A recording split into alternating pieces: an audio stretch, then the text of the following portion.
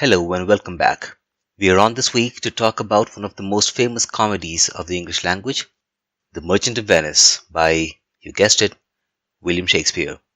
Believed to have been written between 1596 and 1599, the play is perhaps most remembered for its dramatic scenes, and it is best known for Shylock and the famous "Hath not a Jew eyes" speech, apart of course for Portia's speech on the quality of justice.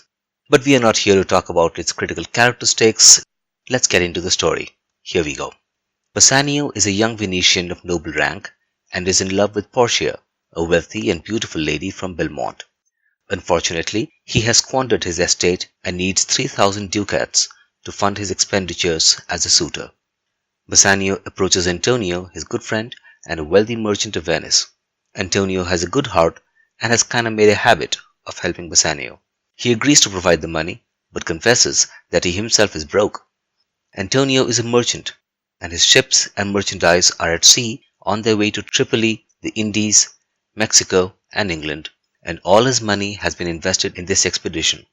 He promises to cover a bond if Bassanio can find a lender. Desperate, Bassanio looks to Shylock, a Jewish money lender, and names Antonio as the loan's guarantor. Shylock is not very friendly initially, what with Antonio having spoken against Jews, a group which in those days didn't have much support in a Christian kingdom. However, he warms to the idea when he realizes that this could be a good chance to get back at Antonio.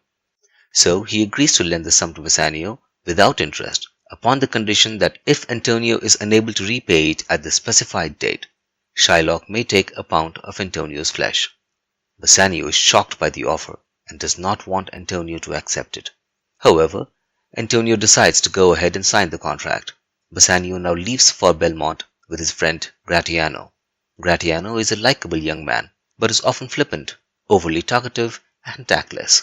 Bassanio wants his companion to exercise self-control, and the two leave for Belmont.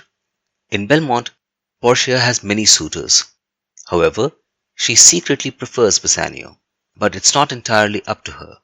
Her father left a will demanding that each of her suitors must choose correctly from one of 3 caskets, one each of gold, silver, and lead. If a suitor picks the right casket, he gets Portia. To cut a long story short, Bassanio makes the right choice, choosing implicitly to sacrifice all he has for the sake of love, and wins Portia's hand. Meanwhile at Venice, Antonio's ships are reported lost at sea, so the merchant cannot repay Shylock's bond. Shylock also has become more hateful of Christians because his daughter Jessica eloped with the Christian boy Lorenzo and converted to Christianity. She also took a substantial amount of Shylock's wealth with her, as well as a turquoise ring which Shylock had been given by his late wife. Understandably, Shylock decides to get his pound of flesh and has Antonio brought into court. In the meantime, at Belmont, Bassanio has married Portia and Gratiano has married Portia's handmaid Nerissa. They receive a letter from Venice which apprises them of Shylock's decision and that Antonio might even lose his life. Needless to say, Bassanio and Gratiano leave for Venice immediately with money to repay Shylock from Portia. Unknown to Bassanio and Gratiano, Portia sent her servant, Balthazar, to seek the counsel of Portia's cousin, Bellario, who is a lawyer at Padua. We now shift to the court of the Duke of Venice, where Shylock demands his pound of flesh. Bassanio offers to pay him 6,000 ducats, twice the amount of the loan, but Shylock refuses, saying it's too late now. The Duke, willing to save Antonio, but unable to nullify a contract, refers the case to a visitor.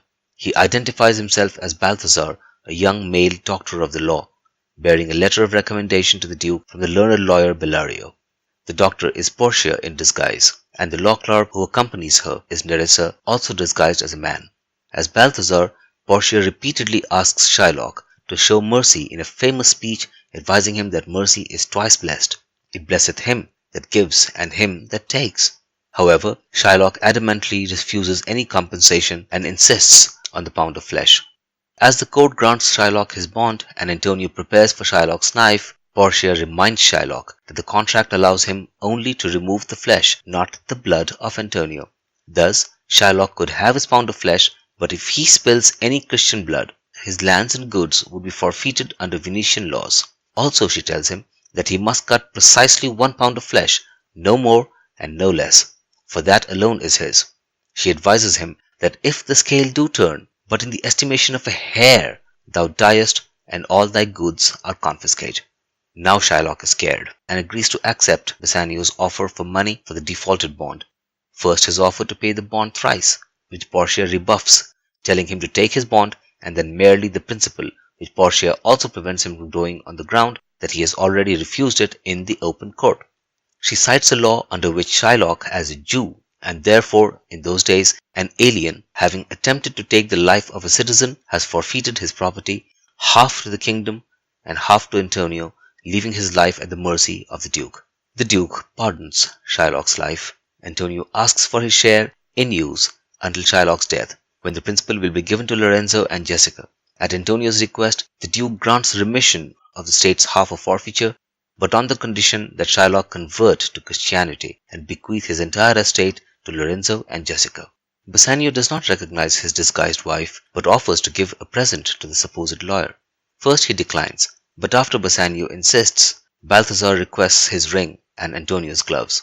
Antonio happily parts with his gloves without a second thought, but Bassanio gives the ring only after much persuasion from Antonio, as earlier in the play he promised his wife never to lose, sell, or give it away. Nerissa, as the lawyer's clerk, succeeds likewise in retrieving her ring from Gratiano, who does not see through the disguise.